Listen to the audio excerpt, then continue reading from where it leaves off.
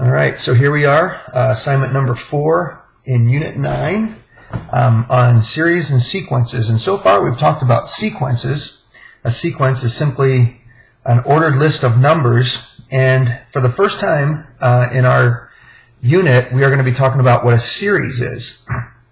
A series and a sequence are related in the fact that a series is simply the sum of all the numbers in a sequence. And so here you have, in our first example, we have 1, 2, 3, 4. If this was a sequence, it would just be a 1, 2, 3, and it's just a list of those numbers. But a series is the sum of all those numbers. And so the definition of an arithmetic series is the sum of the numbers in a sequence. And so what we want to do in this particular lesson is talk about specifically about arithmetic series. So we've talked about what an arithmetic sequence was. That has a common difference. So to get each term, we take the previous term, and in this particular example, we would just add 1. But now what we want to do is find the sum of those numbers. I would love it if you guys would be able to find the sum of these numbers without me doing it first. I would challenge you to turn off to pause the video and see if you can find the sum of the numbers from 1 to 100 before you continue on. So if you've done that, hopefully you just haven't taken your calculator and just gone 1 plus 2 plus 3 plus 4 plus 5 all the way up to 100. There has to be an easier way to do that, and that's what we want to talk about today. So here's what I want to focus on. The easier way to do this is to simply take a look at the first number and the last number. And if we add those two numbers together, 1 plus 100 is 101. If I take the next smallest and the next biggest number, that's 2 plus 99, which is also 101. If I take the next biggest numbers, 3 plus 98, that's also 101. And I can do that until I get to the very middle numbers. The last two numbers that I would add together to get 101 would be 50 and 51. Those two numbers in the middle of my series would also add up to 101. So then the question is this. I have all these 101s. Well, how many 101s will I have? Well, if I started with 1 and I went up to 2, 3, 4, all the way up to 50, you can see that my 50th, this 101 right here is going to be my 50th 101, which means we can take 50 times 101 and get the sum of all of those numbers in that series.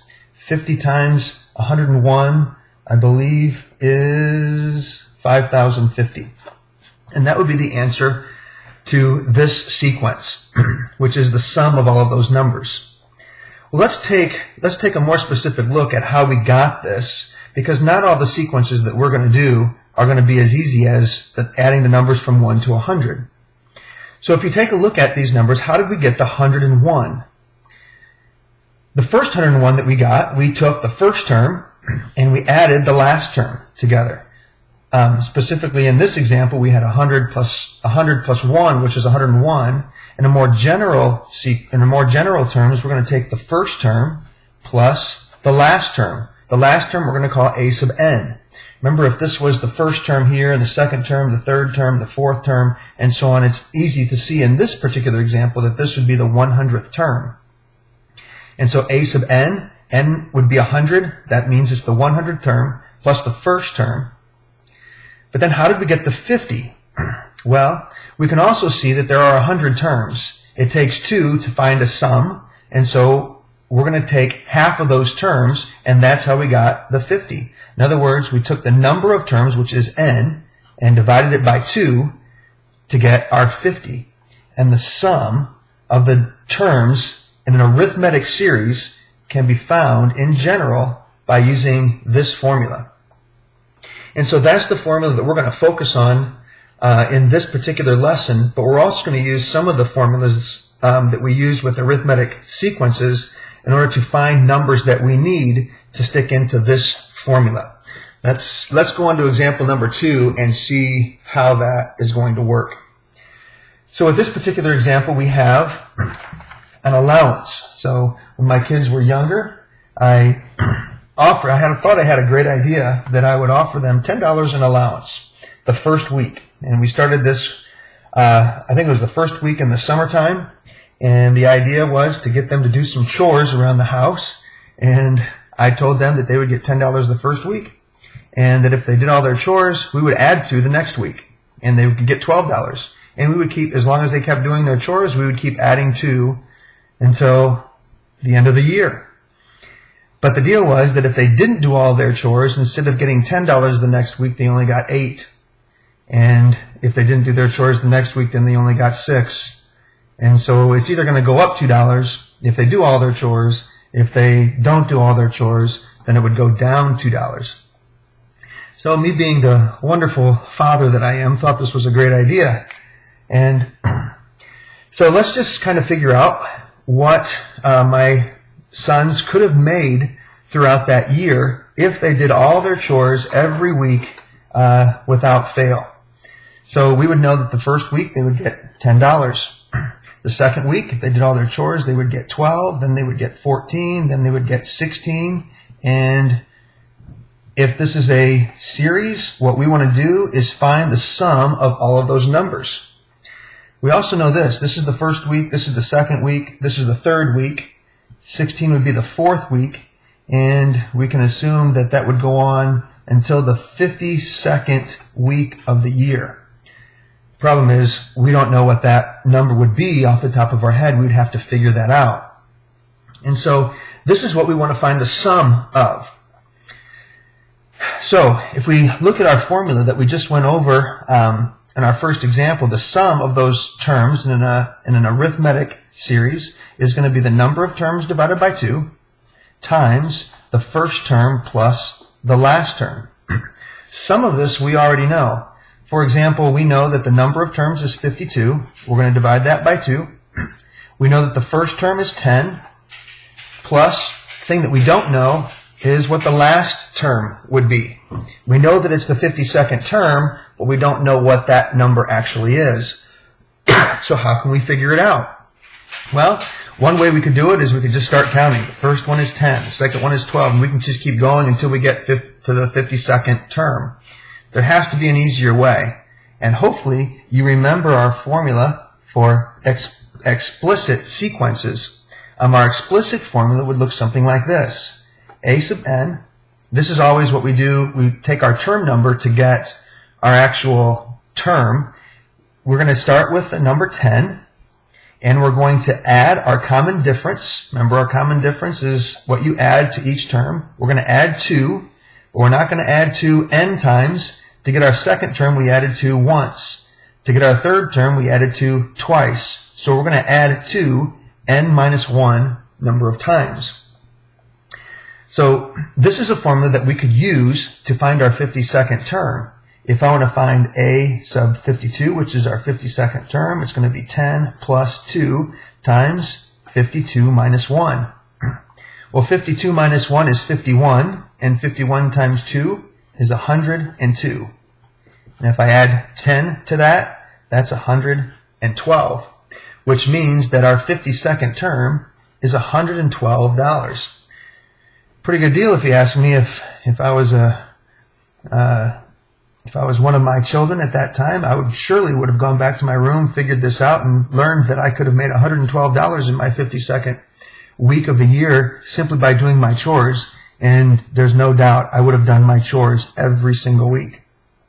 Well, now let's finish our sum, because that's not the sum of what they would get all year. That's just what they would get the 52nd week.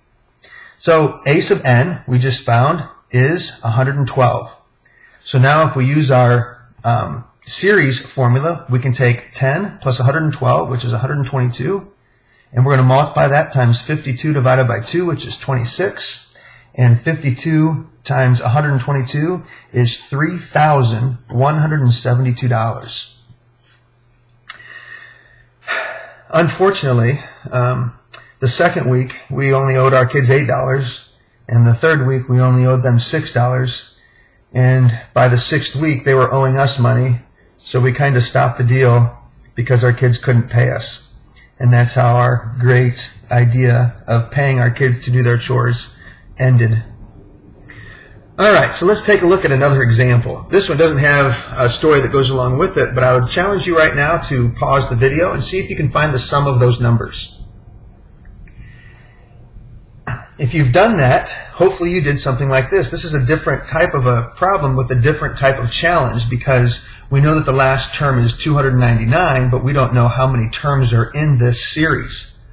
So we know that 50 is the first term, and 53 is the second term, and 56 is the third term, but after that I really don't know what term this is. So using our sum formula, we're going to take the number of terms divided by 2 again.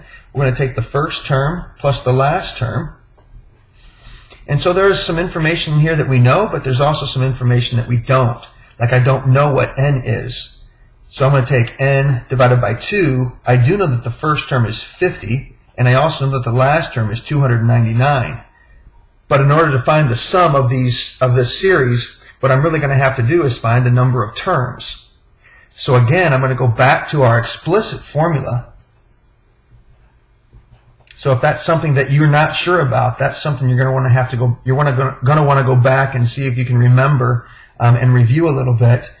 Just in general, if you're having trouble with that, it's a sub n equals the first term plus the common difference, n minus 1 number of times. And in this particular example, our nth term is 299.